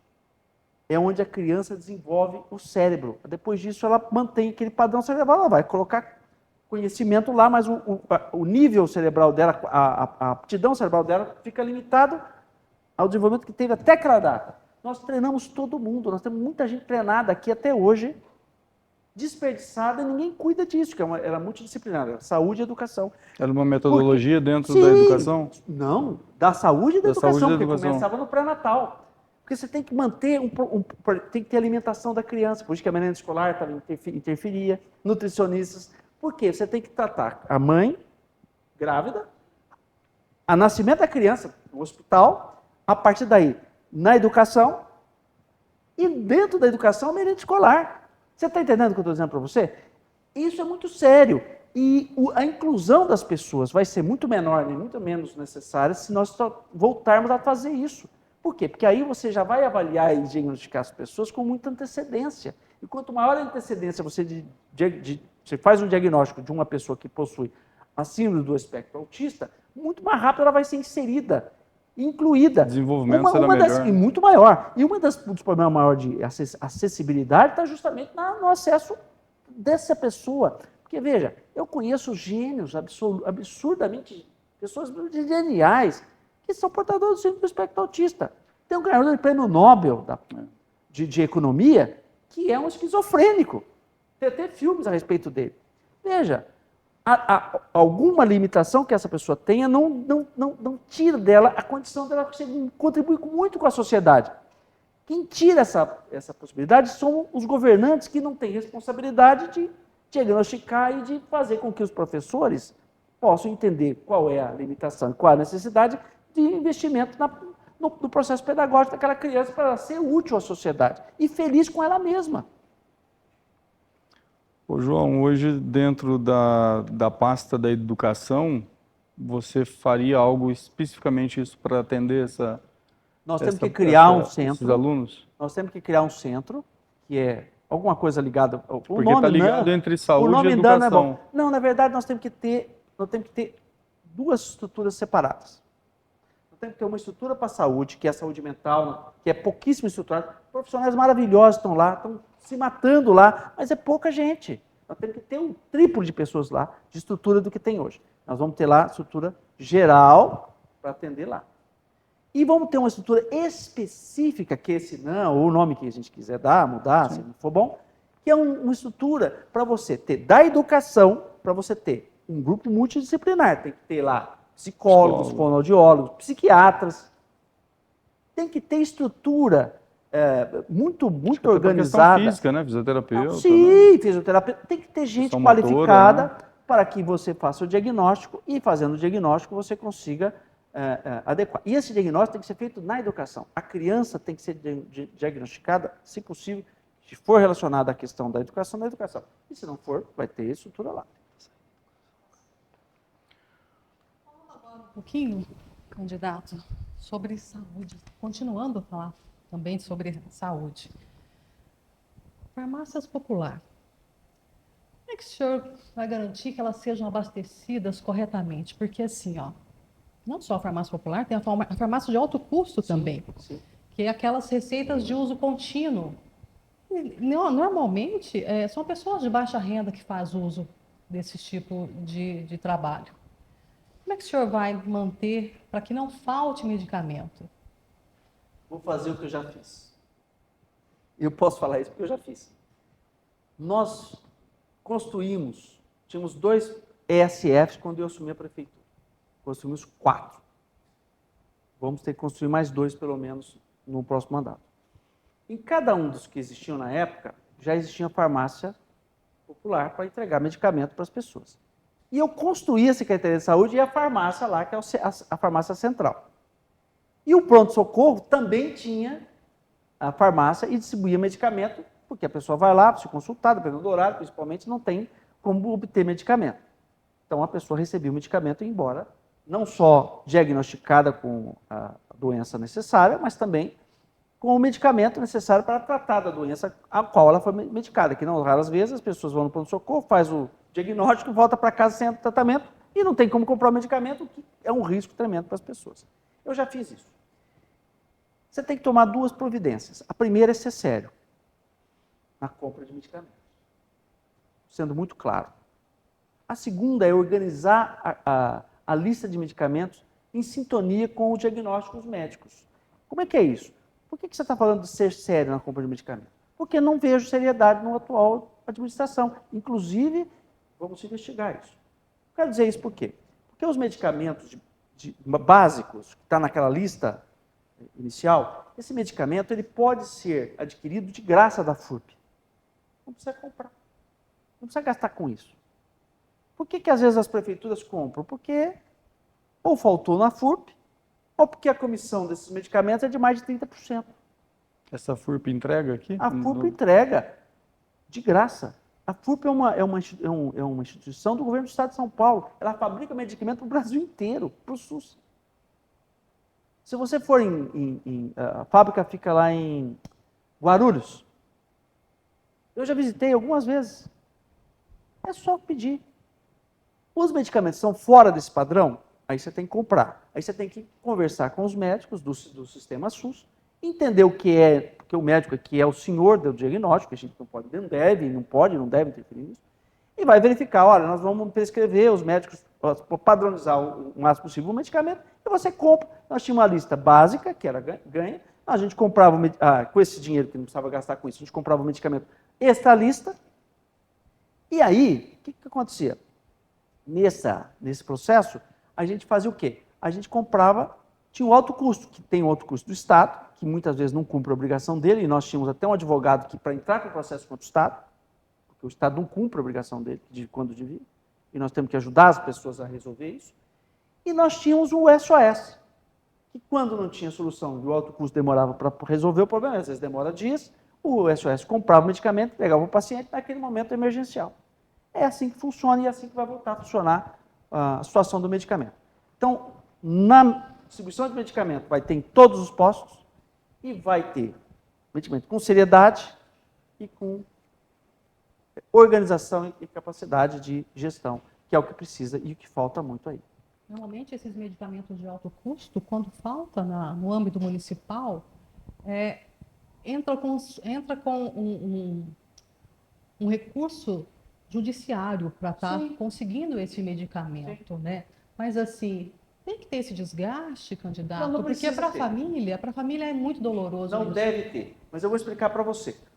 Nós temos, o SUS é dividido em alta, média e baixa complexidade. E a responsabilidade de entregar o medicamento também é dividida. Então, o Estado tem a obrigação de entregar de alta complexidade e o município de baixa e média complexidade. O problema é que o Estado não cumpre a obrigação dele muitas vezes. Aí nós temos que fazer isso para que a prefeitura não fique endividada. Só para você ter uma ideia, há um medicamento que as pessoas usam em situações de pessoas que têm pacientes oncológicos, que têm problemas de dor muito forte, quando já outros medicamentos não fazem mais efeito, aí você tem que usar um adesivo. Cada adesivo daquele custa R$150 mil. Tem que usar um por dia. Então, há medicamentos que são extremamente caros. E se o município for fazer isso por conta dele, ele não vai fechar conta. Porque o município já gasta mais do que devia no SUS, porque a gente não quer deixar o paciente do SUS abandonado. Eu fiz a saúde melhor do que o plano de saúde. Vamos fazer de novo, mas isso significa que nós temos que ter gestão. Gestão significa buscar recursos também. E buscar recursos com inteligência. Eu cito para você o Centro da Referência de Terceira Idade, que nós criamos. Tinha mais dinheiro lá, tinha tanto dinheiro que eles começaram a comprar coisas que não devia comprar, carros de luxo e tal. Resultado, perderam o recurso, depois que eu deixei a prefeitura. Mas o que você tem que fazer? Tem que fazer o programa e buscar recursos. Quando o governo federal e estadual tem muito recurso, só tem que adequar o projeto, preparar esse projeto, tem que ter capacidade para fazer e levar lá e apresentar. Por isso que eu ia para Brasília toda semana. Não tem outro jeito. Falando agora. Ô, João, quando você trouxe essa questão do remédio, então o cidadão precisava de um remédio, ele não encontrava, mas era um remédio que a prefeitura conseguiria comprar, vocês faziam isso através do SOS? Não, com recurso próprio do SOS? No padronizado a gente comprava tudo. E era padronizado, o pessoal ia lá e recebia. Tá? Normal. Quando o remédio é excepcional, é fora desse padronizado, a prefeitura não pode simplesmente ir lá e comprar o remédio. Tem que fazer licitação. Aí, se for fazer uma licitação para comprar um remédio, a pessoa morre antes de receber o remédio, que demora. Então, para evitar isso, nós tínhamos uma instituição, que era o SOS, que já tinha um dinheiro reservado para isso, e aí ela avaliava e o SOS entregava o medicamento para a pessoa emergencialmente. Porque o SOS não precisava fazer licitação, porque é uma entidade, que hoje pode ser um outro nome, outra entidade. Por que você tem essa atitude? Isso validado pelo secretário de saúde. Claro, com receita, tudo, tinha porque validação, eram tinha encaminhamento. diferentes, né? Tinha encaminhamento e tudo mais, porque senão vira bagunça, você não pode, você tem que ter seriedade, senão o dinheiro público tem que ser respeitado. Falando agora, João, sobre pacientes oncológicos, quem enfrenta a estrada para se tratar de uma doença, muitas vezes em âmbito terminal, é muito doloroso. O senhor pensa em trazer para a nossa cidade para tratar essas pessoas aqui com mais dignidade, com mais tranquilidade? O tratamento, acho que em si seria o paciente receber a quimioterapia, né? Sim. Não só. Porque tem outros tratamentos.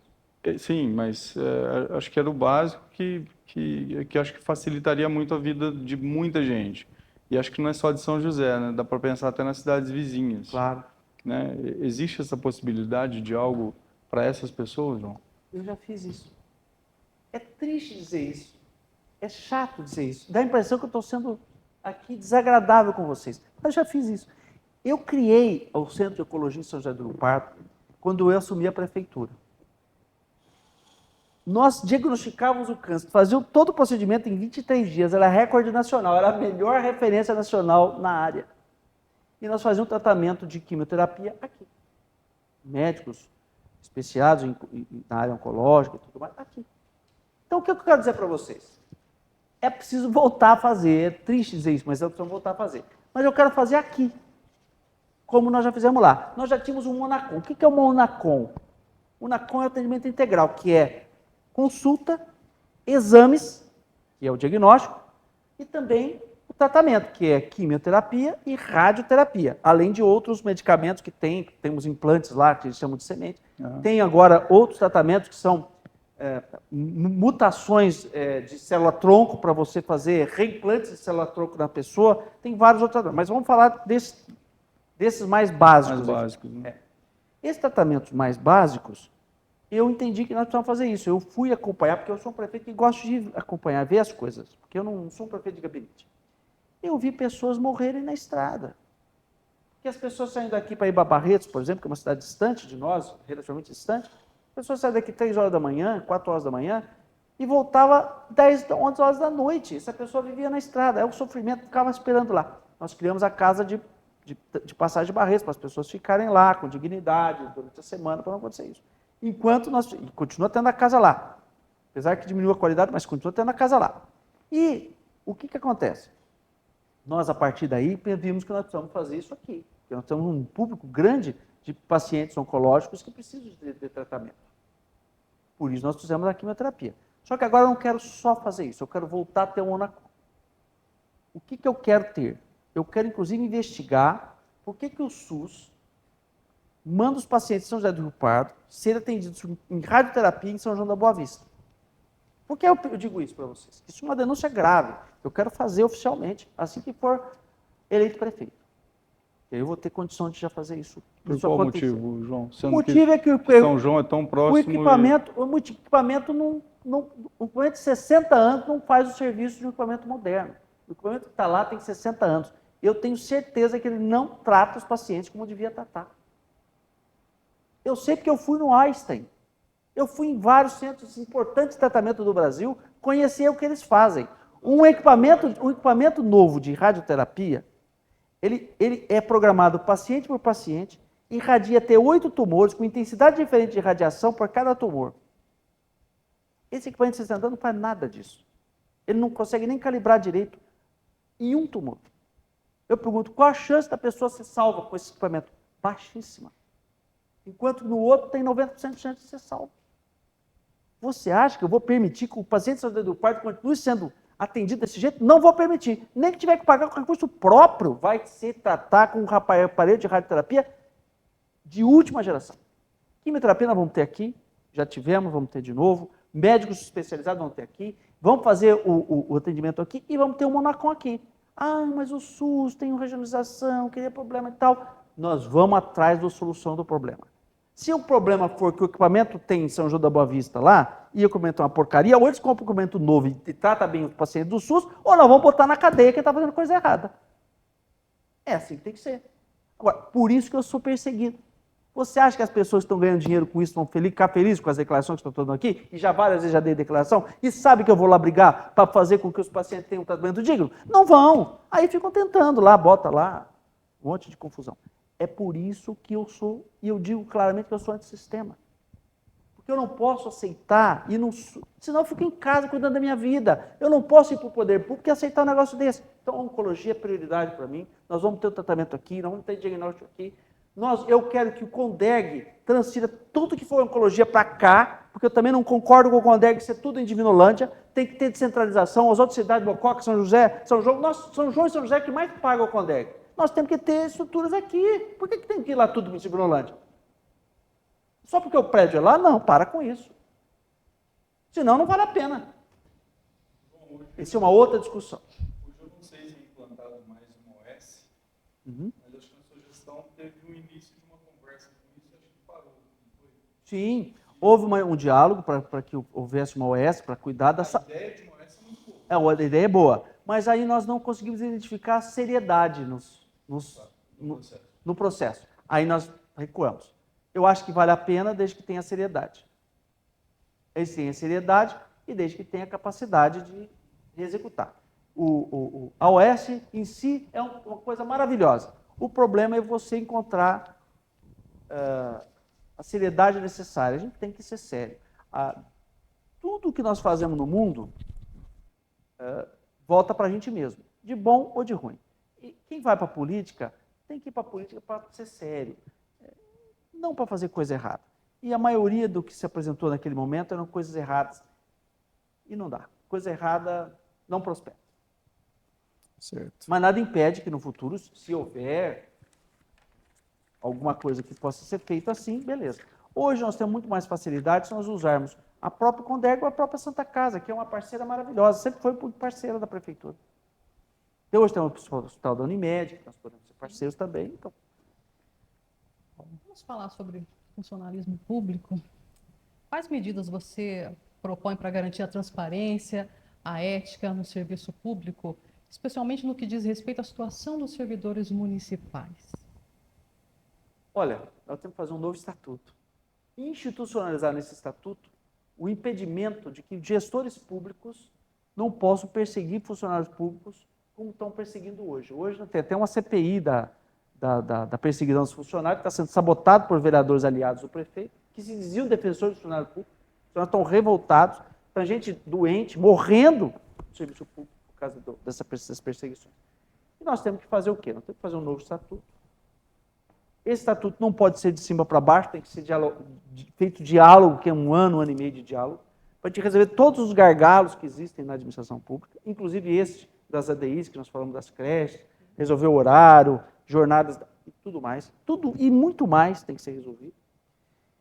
E, feito isso, nós temos também que valorizar o funcionário público, que não está sendo valorizado. Se valorizar significa pagar salário digno. Para pagar o piso dos professores foi uma briga tremenda. Fui chamado de mentiroso, depois os próprios pais me desmentiram o prefeito, que ele é muito mentiroso, de que eu tivesse falando que tinha orçamento e quando não tinha. Tanto que tinha, que ele acabou sendo obrigado a conceder. Mas o pior não é isso. Quando não tem, é só você informar o Ministério da Educação que não tem, eles mandam o dinheiro. É como tinha, não tinha jeito. Então, o que eu quero dizer para vocês? Nós temos que respeitar, pagar dignamente, que eu quero voltar a aumentar a base, principalmente, muito mais. Até para gerar dinheiro para a cidade, gerar um fluxo positivo, tudo mais. Porque a prefeitura é o maior empregador da cidade também.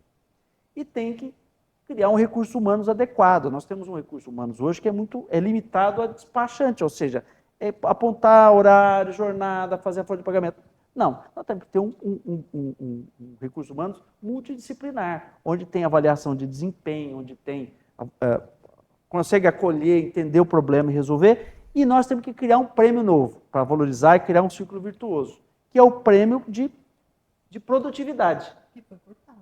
Cortaram tudo. Não, cortaram tudo. Nós vamos criar o prêmio de produtividade. Por quê? Porque nós temos que avaliar a produtividade dos funcionários, aqueles que são bons, o cidadão foi bem atendido, resolveu o problema, a coisa caminhou bem, o que vai acontecer? Nós vamos continuar. Ele vai receber o prêmio, e que não vai ser pequeno, vai ser um prêmio considerável. E o que é ruim, que não trabalhou, não cumpriu a obrigação dele, o cidadão não foi bem atendido por ele, ele não vai receber o prêmio. Então, vamos criar uma ferramenta de apoio a que ele possa se animar a fazer um melhor trabalho e, consequentemente, receber o prêmio. E aqueles que não forem bem avaliados, vai chegar um momento que nós temos que dispensá-los, fazer um processo administrativo e mandar eles procurarem um outro emprego. Serão as qualidades do serviço oferecido. Porque o cidadão não pode ficar mais refém de maus funcionários. A maioria dos funcionários são bons, por isso eles também têm que ser treinados, que é um outro foco. Nós temos que voltar a ter treinamento de servidores públicos. Não temos treinamento há muito tempo. Aliás, eu fui o Novos último. Concursos, João. Tem que fazer. Isso aí é a quinta questão. Nós temos que voltar a estruturar. Existe déficit hoje na prefeitura muito funcionários? Enorme. A ideia Afastados? Não é só afastado. Foi aposentando e não foi sendo reposto. Nós temos problema de reposição, afastamentos, até por doença, por causa dessas perseguições, e nós temos um problema muito sério assim. A visão da atual administração é terceirizar tudo. Porque aí é mais fácil contratar pessoas que são mais favoráveis politicamente e tal, porque eles têm uma visão assim de manipulação. Eu não entendo, eu acho que eles querem ficar no poder eternamente. Isso é um grande problema que tem que ser resolvido no Estatuto do Servidor Público. Profissões de Estado, profissões de carreira, atividades essenciais, saúde, educação, segurança, é coisa que não pode ficar terceirizando muito. Você tem que ter funcionários de carreira que são institucionalizados. exatamente para que ninguém venha manipular, senão é uma desgraça para o cidadão. O cidadão sofre, como está sofrendo. Quando você fala em bonificação por resultado, a forma mais transparente de se fazer isso é confiar na forma como está sendo avaliado. E acho que um funcionário público, me coloco nessa situação, nós somos avaliados pelos nossos clientes, que são nossos alunos. Também, Né? mas não só esse. Não só esse. A Esse é um dos família, métodos. esse é um dos métodos. Porque é aquela história que nós somos colegas de trabalho, eu avalio você, você me avalia. Isso não funciona. Isso não funciona. Isso é um dos sistemas que não funciona. É que você está falando, eu sou especialista em RH, em recursos humanos.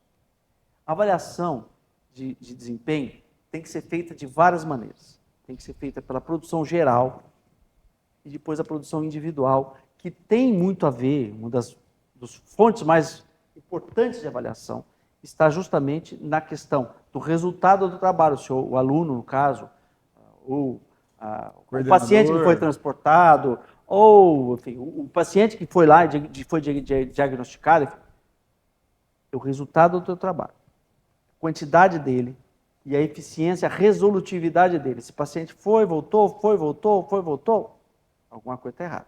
Então, tem várias maneiras de você metrificar isso, não só a questão da avaliação. A avaliação tem que ser feita por amostragem e tem que ser feita por auditoria externa, nunca interna. Você tem que ter alguém de fora que não conhece você, que não me conhece, que não conhece a prefeitura, que está fora de tudo isso, que vai ver assim, olha, você, Jonas, foi consultado pelo João Luiz? Foi. Como é que foi a consulta? Você foi bem atendido? Vai ter várias questões. E aí vai fazer um diagnóstico do teu trabalho. Só que você não vai saber, a pessoa não vai saber, ninguém vai saber. A prefeitura vai saber porque uma empresa independente fez o trabalho. Isso é uma das métricas, não é só essa. São 15 métricas que você tem que fazer para fazer uma avaliação de desempenho perfeita. São 15 métricas que nós, um dia, se você quiser, estou à disposição para a gente falar sobre isso. Nós vamos falar mais ou menos umas 3 horas sobre isso, mas estou aqui à disposição. Certo. É porque nós estamos tentando, eu estou preocupado aqui com o horário. O horário, né? Estamos olhando ali. Mas eu acho que dá uma perguntinha para o senhor. Duplicação da rodovia de Casa Branca a São José. Isso é um ponto muito importante também, até para atrair novos empreendimentos. Não só isso.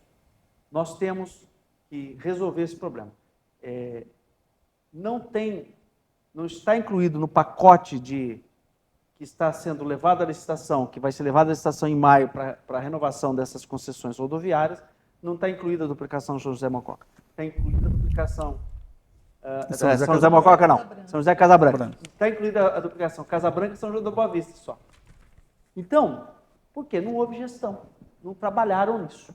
Como é o caso do gasoduto, que liga São João a Mococa, passando por Casa Branca e Vargem Grande, ele deixou nós de lado, que é um grande gargalo para a indústria. Nós vamos ter que dar um jeito de trazer para cá. Eu denunciei isso, mas não adiantou nada. Nós já conversamos com o governador do Estado, o Tarcísio de Freitas, já conversamos com o Kassab, que é o secretário ligado à pasta dele, que é a Artesp, e já conversamos com a Artesp. Nós vamos conversar de novo com a Artesp depois das eleições, que é o combinado. Nós vamos conseguir fazer, o nosso pleito é fazer a duplicação de Casa Branca a São José, mas não só isso. De chegar essa concessão, não só até a Ponta do Limoeiro, que fica ali logo depois do trevo que vai para Taperatiba, de chegar até a divisa de Minas, porque já facilitamos o acesso de Minas, que vem para cá também, compra aqui, também de Caconde e Taperatiba vai vir para cá, que também o acesso é péssimo, porque a estrada é perigosa, mal conservada e tudo mais. Não tem acostamento, asfaltado, é muito ruim. Então nós vamos fazer isso. Nesse processo nós vamos fazer com que aquele trevo que vai ali para o condomínio Macaúbas, que sai do Hospital do Unimed ali, nós vamos fazer uma avenida de entrada ali e vamos fazer um trevo em desnível, ou seja, um viaduto. Tem que fazer um viaduto ali, que tipo, pessoas já morreram ali, é um perigo aquilo ali.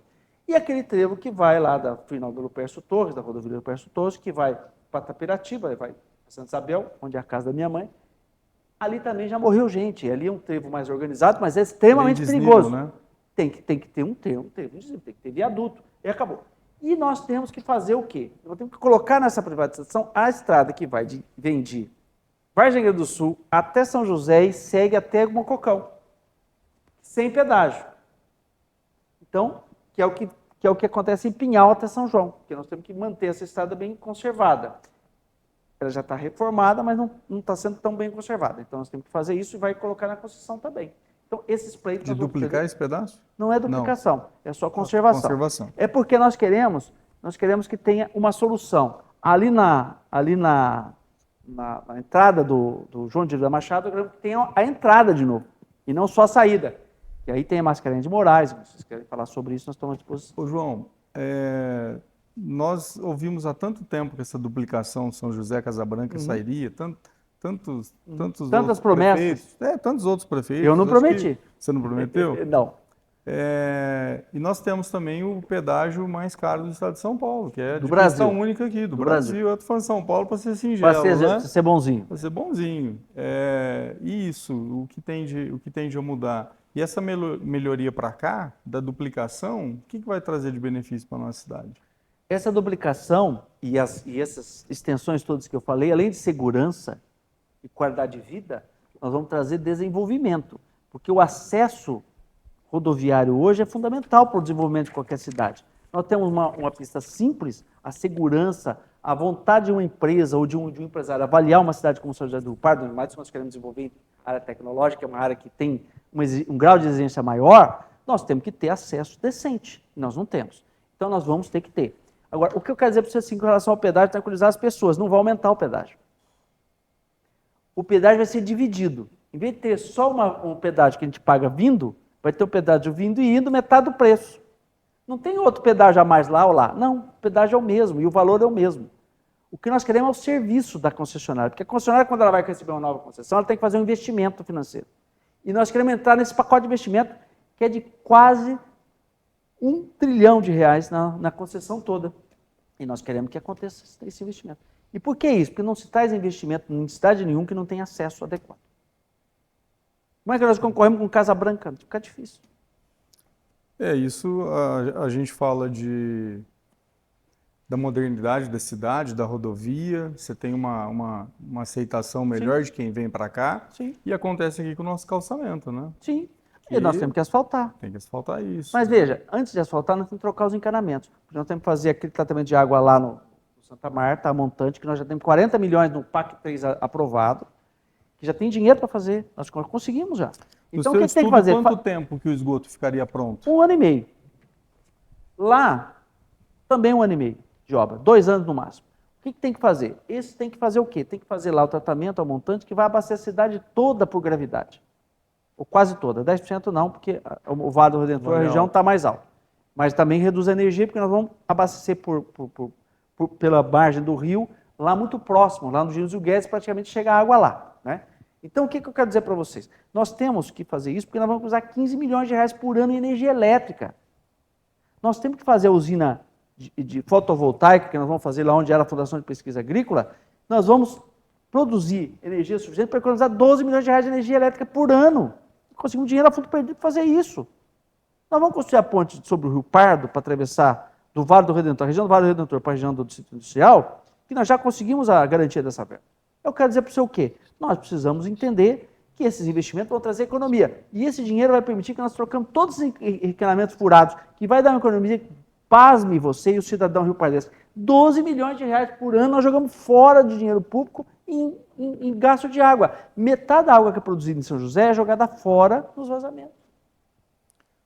O João, em relação, você falou... Entende de onde vai sair o dinheiro? Porque eu gosto de matar a cobra e mostrar o pau. Vocês têm que falar de onde vai sair o dinheiro para fazer as coisas. Eu gosto de falar porque, senão as pessoas ficam achando que esse cara é um sonhador. Não. Já falaram isso, inclusive falaram que eu acreditava em Papai Noel. Quando nós fizemos a obra do esgoto, quando nós fizemos SAMU, quando nós fizemos bombeiro e tal. Rio Pardense, não sou um sonhador. Eu sou um realista. Eu só acredito em Deus e na capacidade. Deus me qualificou muito para fazer o que eu faço. E quero fazer por São José do Rio Pardo. Ô, João, a questão, você falou em fazer muitas coisas e são coisas grandiosas. 350 milhões de reais de investimento. Esse município vai ter esse valor para fazer O município não tem no Mas caixa dele. Você vai buscar o município não tem no caixa dele. recurso. O município não tem no caixa dele todo esse recurso. Então vamos buscar esse recurso. Já temos grande parte desse recurso garantido dos governos federal e estadual. No início da conversa, eles me perguntaram justamente por que você tem uma aliança assim. Sim. Porque eu estou preocupado com a minha cidade. Eu não estou preocupado se é ABCD. Eu estou preocupado em trazer dinheiro para cá para resolver o problema da qualidade de vida. Eu estou preocupado com aquela pessoa que eu encontrei agora há pouco, no Vale do Redentor, chorando de dor, porque não teve atendimento médico. Por causa dessa mãe que não tem uma criança na creche, ela não sabe o que faz, a gente tem desespero. Eu estou preocupado na pessoa que está morrendo na fila, porque demora 6 meses, 1 ano para fazer uma consulta, depois mais 1 ano para fazer um exame simples de oncológico. Eu estou preocupado com a pessoa que vai lá fazer uma radioterapia em São João do Brito, de 60 anos, que não tem garantia de que aquilo vai tratar essa pessoa de verdade. Eu estou preocupado com isso. Então, quando eu estou falando com você sobre esse investimento, se você fizer a conta do que eu acabei de falar, só do que eu falei, tem outras economias, só do que eu falei de economia da cidade, em 4 anos, nós estamos falando só nisso de praticamente 300 milhões de reais, mas eu não vou usar desses investimentos nenhum centavo da prefeitura, porque eu vou ter que pagar a dívida que o atual prefeito deixou de 300 milhões de reais até o mês de julho, porque o déficit de 70 milhões é só até o mês de julho. Isso vai crescer ainda, porque está gastando como se não houvesse amanhã, para tentar ganhar votos. É um problema grave. Qual hoje o repasse que o município recebe por ano? Não, repasse, não é só repasse, né? Os fundos de participação, o ICMS e tal, o orçamento do município está em torno de 350 milhões de reais por ano. Tá. Que não é um orçamento maravilhoso, tá? Por isso nós temos que trabalhar muito para trazer novos investimentos. Por isso que eu tenho que ter cabeça e organização e seriedade para escolher uma chapa que se preocupe minimamente em trazer investimento para a cidade. Tá. João, para finalizar, nós temos 2 questões aqui. A gente poderia falar de negócio e desenvolvimento. A gente já falou sobre o polo tecnológico. Tem a questão do parque industrial em São José, que tem que ser construído. Que há muito tempo também, né, nós viemos de várias gestões, sempre com promessas. E hoje nós temos uma questão... O último que fez alguma coisa nessa área fui eu. E hoje nós temos ali no trevo, na entrada, e é privado, o condomínio que está sendo feito ali, sim, né? Sim. Aí sempre me traz o privado, as coisas funcionam. Mas eu vou dizer 2 coisas para você em relação a isso, só para a gente só não pontuar. Primeiro que os distritos industriais privados hoje é uma realidade em todas as cidades, todo lugar do mundo. Sim. É muito melhor você ter um distrito privado que a prefeitura apoia do que ter um distrito público. Nós vamos ter que ter os 2, porque há muitas empresas pequenas em São José que precisam do apoio especial da prefeitura. Nós vamos ter. Mas as grandes empresas não são para distritos públicos, elas são para distritos privados. Elas hoje querem prédio pronto, para que elas venham se instalem lá e pronto, resolvido para a vida delas. Elas não estão preocupadas com construir prédio, não querem construir prédio. Entenda isso. O foco é diferente. Não é bem. A gestão moderna não permite que você tenha só foco na questão de distrito público. É absurdo. 2, eu vou transformar a Secretaria de Turismo, que é uma secretaria meio que. Vai ser importante o turismo em São José do Rio Pardo, nós não falamos sobre isso, mas é muito importante, nós vamos investir em turismo aqui. Mas nós vamos transformar a Secretaria de Turismo em Secretaria de Desenvolvimento, Indústria, Comércio e Turismo. Porque o empresário precisa ser respeitado, precisa ser valorizado e precisa ser incentivado. Nós temos grandes investidores aqui e nós não aproveitamos e às vezes desrespeitamos eles. Que tipo de negócio, quando você fala turismo e empreendedores, o que você está falando? Turismo é dinheiro. Turismo é um negócio dos mais importantes do mundo. A Europa inteira vive do quê? De turismo. Temos algumas cidades. É a principal indústria. Temos aqui Poços de Caldas, vamos chamar assim. Ela vive. Não totalmente, mas vive muito mais de turismo do que de qualquer outra coisa. Mas veja bem, nós temos Poços de Caldas do nosso lado. Nós temos que começar a trabalhar para que nós nos tornemos um polo de atração turística. Nós temos mais atrativo turístico que Poços de Caldas. Nós só não exploramos. Nós temos o Rio Pardo, que tem corredeiras maravilhosas, que pode trabalhar com esporte náutico, pode concorrer com Brotas, sem nenhum problema. Nós temos aqui condição de fazer rapel, nós temos condição de fazer o ecoturismo, nós temos condição de fazer qualquer coisa, só não tem. Eu quero transformar São José do Pardo na capital nacional da bicicleta, porque não tem capital nacional da bicicleta. Isso é uma ideia do meu filho, que eu gostei muito. Meu filho é uma pessoa extremamente capacitada, hoje não mora aqui, mora em Sumaré, porque trabalha lá, ele é um engenheiro e tal. E aí, não teve oportunidade aqui, teve que ir lá. Mas ele tem uma indústria aqui, dele, em sociedade com outras pessoas, ele produz tecnologia aqui, para vocês terem uma ideia. Então ele deu essa ideia para você ter. Hoje pessoas gastam 100 mil reais com bicicleta. Se nós fizermos uma estrutura aqui, nós fizermos um trabalho voltado para o ciclismo, Nós vamos ser a capital nacional da bicicleta. Nós temos 10 dias de evento aqui relacionado à bicicleta, nós temos 40 mil pessoas aqui, sem nenhuma medo de errar. Onde põe 40 mil pessoas além da cidade? Você põe na região toda. Onde que põe 3 milhões de habitantes, 3 milhões de visitantes em Camboriú, só no turismo religioso lá, evangélico? Em Camboriú não cabe 3 milhões de pessoas em Camboriú. Nós temos Poços de Caldas, com puta de uma rede hoteleira. Nós vamos ter uma rede hoteleira no médio prazo. Nós temos que fazer isso no médio prazo. Nós temos condição de fazer um trabalho ligado ao Rio Pardo. Hoje, pesca esportiva, ecoturismo é um negócio fantástico. Nós podemos trabalhar isso. Segundo evento, terceiro evento religioso. Ligar a festa junina com o turismo religioso. Nós temos como fazer isso. Nós temos um trabalho, já uma cultura. O Nordeste vive de festa junina. Não tem nada no Sudeste. Nós temos que ser a capital de atração do Sudeste. Nós temos que trabalhar isso conjugado. Nós temos uma semana euclidiana que está cada vez mais borocochô morrendo. Nós temos que fazer isso na Feira Internacional do Livro. Gente, Paraty vive hoje muito mais da Feira do Livro do que do turismo que ela tem. Que, aliás, Paraty é lindíssimo. Principalmente as praias que estão no... As igrejas.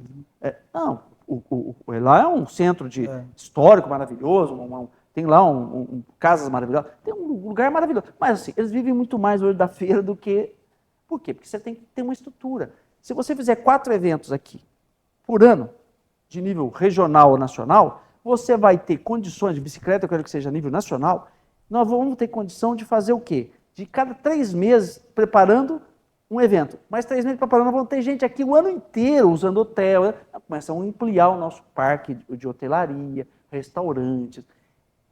Turismo se faz com guias, se faz com pessoas... é pesca esportiva, maravilha. Vai ter o cara que tem a lancha, vai ter o cara que tem a expertise, vai ter o cara que tem a isca, o cara que vai lá limpar o peixe, o cara que vai lá... O cara que vai produzir, tem o cara que vai fiscalizar, vai ajudar a medir. Você pensa no ecossistema.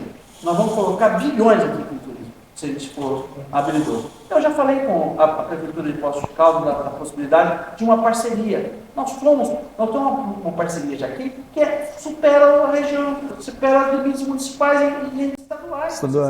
O nosso sistema supera. Ô João, nós chegamos ao fim. Acho que ficaríamos falando muito mais aqui, né? Tem muito mais coisa, porém o nosso tempo chegou ao fim. Queria que você deixasse aí uma última palavra, que aí dentro do seu contexto, né, de tudo isso que você falou para a gente, se faltou alguma coisa, você fique à vontade para falar aí para o seu eleitor, o seu possível eleitor, porque essa necessidade desse programa foi em cima disso. A gente vê que tem muita gente na dúvida, muita gente confuso com as informações adversas que vêm, né? E acho que você explanou bastante coisa aqui hoje, que deixou bem claro. E você passa aí uma última mensagem para o seu eleitor ou para o seu futuro eleitor. Rio Pardense. São José do Rio Pardo é uma cidade abençoada. Eu sou Rio Pardense de nascimento. Eu estou aqui por opção. Podia ter tido chance de ir embora. Não quero estar aqui. Minha família está aqui. Eu tenho raiz aqui. Eu amo essa cidade. E eu quero contribuir com ela. Por que eu quero ser prefeito daqui? Porque eu fui capacitado por Deus o suficiente para fazer um trabalho diferenciado que possa realmente transformar essa cidade naquela que nós todos sonhamos. Com relação a essa questão, esse tumulto eleitoral feito pelo meu adversário, é uma razão muito simples. O desespero eleitoral de o constrangimento de estar na prefeitura e ser recusado pela população complica um pouco a situação dele e ele no processo. Eu estou elegível, serei candidato, estarei nas urnas, vou ser votado, espero ser eleito, e sendo eleito, vou assumir a prefeitura e vou fazer a transformação que você espera para São José do Rio Pardo e seus desafios. Quero agradecer vocês pela oportunidade, pela essa entrevista simpática Obrigado, João. e bem contundente, né? Eu fiquei feliz, muito obrigado. Quero agradecer toda a equipe que está apoiando, a equipe grande aqui apoiando, os bastidores, e dizer que é uma honra para mim que vocês, riopardenses, façam um trabalho tão bonito quanto esse. Parabéns. Obrigado, João. Muito obrigada. Obrigado.